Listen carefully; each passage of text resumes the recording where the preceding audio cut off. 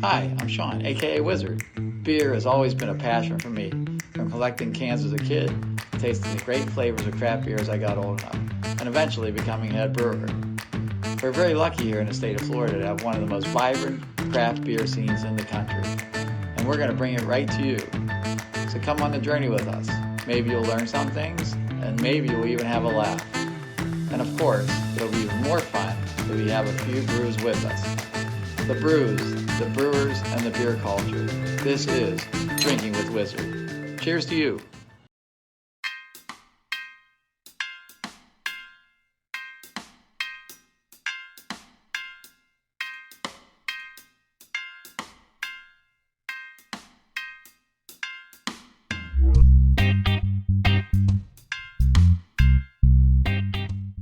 As promised, we're out and about. We're looking at breweries. We're coming to different breweries all around the town, and this is our first stop, and I'm excited to be here, and we're here at Beach Island Brewing in Dunedin, and this is Jay, the owner and the one and only brewer for Beach Island Brewing. So tell us a little bit about how you got started and why the hell are you doing this? That's a good question. I was supposed to be retired, and working 7 days a week doesn't seem like a great retirement. Not the brightest thing I've ever done, I'll tell you that. I retired a few years back. The wife said, I had to do something besides spend money. So this is basically, I didn't want to go back to an office. I've been doing this for 40 years on the side. Right. In Connecticut, I was going to open up a big brewery, and my daughter got married and moved out. So after 4 children, I had the opportunity to leave, and we ran away. So why freeze your ass off? Yeah. Get to Florida and open a brewery. 4 years in Dunedin, and no regrets. Yeah. Love it here. Everything is great. So yeah, I said, okay, I can open up a little brewery. There's a lot of that going on around here. So I opened up as big as I could handle on my own. Right. So I didn't have to rely on getting people in and taking this on. This is all me. So Connecticut was going to be much bigger than this. 30-barrel system that they wanted me to expand before I even had anything going on. Right. So I already had bars and restaurants signed up, 30 taps. Which so why were they coming to you? How long have you been brewing? I've been brewing for about 4 decades now. Long time. You're only 38. I wish. Oh my goodness, that would be fantastic. That, right? Oh, where are we getting that? You should go to that time machine? I need a ride. So yeah, I'm going to be 57 years old. I can't believe I lasted this long, but man, Jay. Yeah, so 16 years old, I had a beer from California, which was an IPA. I lived in Connecticut.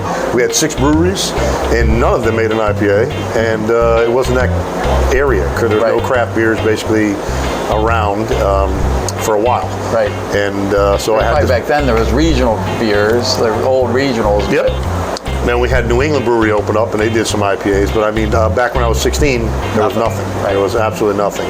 So I cooked. I said, I'll just make it. Well, there's no internet.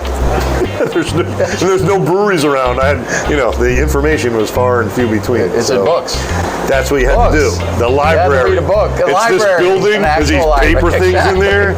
I had to go there. You had the library card? I still have one. I have one from Dunedin. Nice. Rock. Hey, that's a cheers. Cheers to you. Cheers to the library. Cheers to the library. And to you. It wasn't an easy go. There was a wine shop. And they had one dark, nasty corner with some malted cans. And back in those days, they didn't have the gravity reading on the cans of extract you bought. Malted extract. You can never make the same beer twice. Right. Because its volumes of sugar were different every time. And how long shelf life too? Oh my God, the ones I bought were 6, 7 years old. There was no more shelf life on them. They were very old. So far and few between good ingredients. So it did take some time. Then we had a couple homebrew shops open up to where God sent. Joined a few homebrew clubs I found, but the closest one was 25 miles from my house. Right. So they're far and few between, but you just keep hunting. It wasn't an easy task. I was making mash tons out of coolers. And, building your own. Oh my goodness! There's no, like I said, there's no internet. Your own stuff, where am I getting homebrew stuff from? There was none of that going on. Luckily, I grew up as a machinist and made a bunch of my own stuff. Right. Basically, and reinvented the wheel a few times. That shows a true passion that there's no information on it, and he's got to Frankenstein it. He's got to build it himself because he's that passionate about beer. This is the influence that beer has on people. And it's just amazing. This is just another amazing story about beer. So continue on. Like, that beer is in my heart. I mean, the only reason this goes on. In our veins, too. Right now, it's in my belly as well, yeah.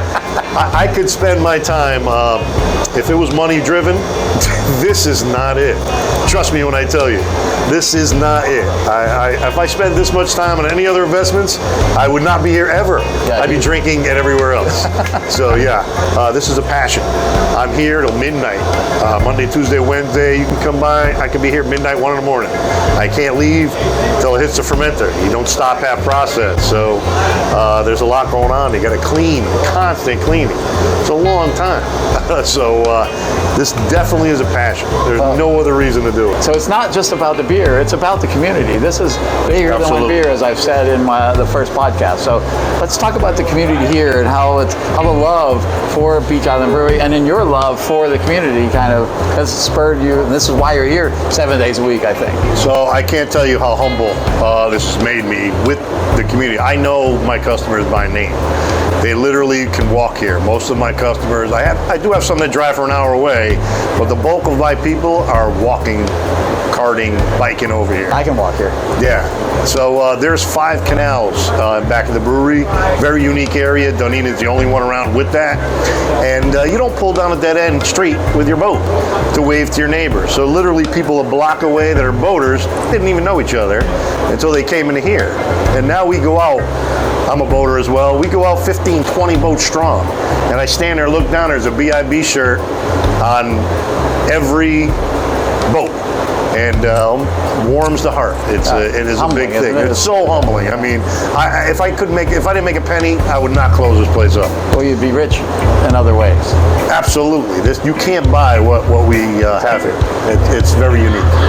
And until you're part of the beer community, maybe that's hard to understand. But if you're in the beer community, that's a no-brainer. That's what we live for, really. It's drinking a really good, solid beer, but it's also about communication, talking, telling stories, just shooting the breeze. Any brewery I've been, there is a community in it. There are no strangers. There's only friends. But this is an amazing experience. And I'm glad you moved to Florida from Connecticut. Me too. And you opened this venture, and it's gonna be. I see big things for you, big future. So this is it. Don't get any bigger. I don't have much time. We have to drink. Cheers. Cheers to you.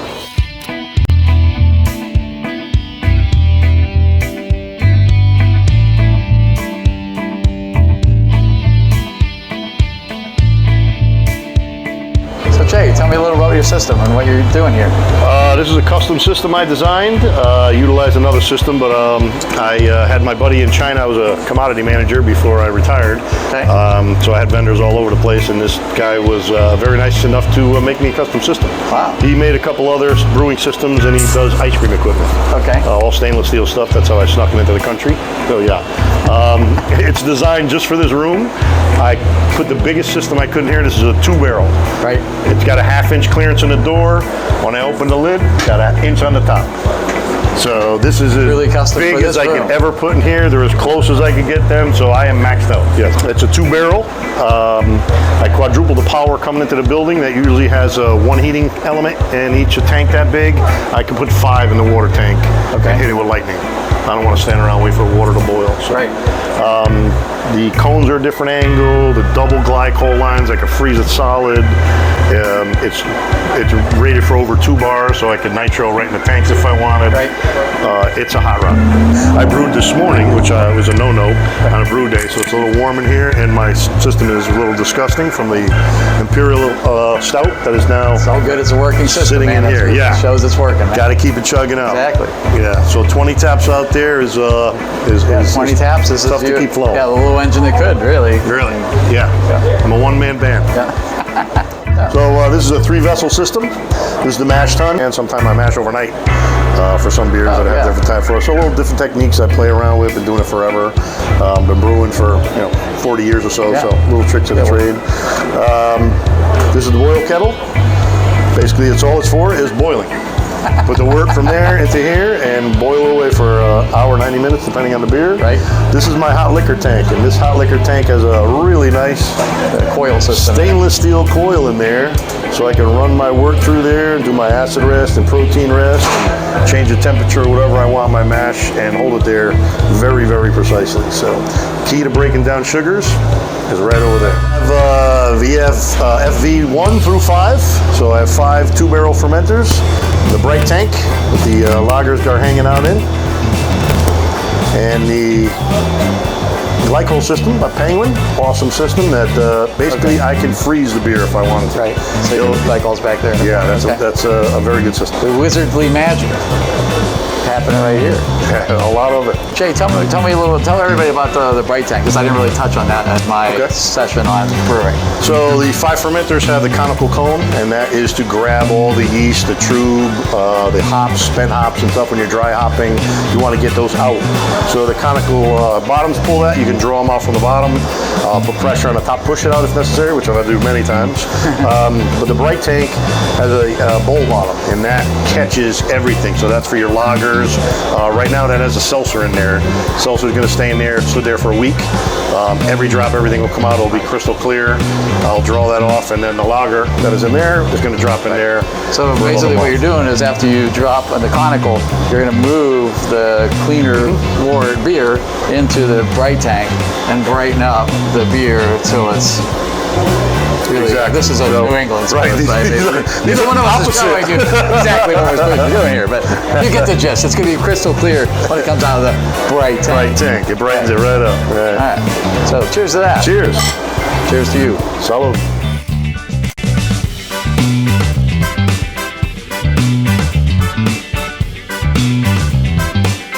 Okay, when you're in the area, you do what they do. So evidently it's a thing. There's a Beach Island Brewing blend. It's a BIB blend.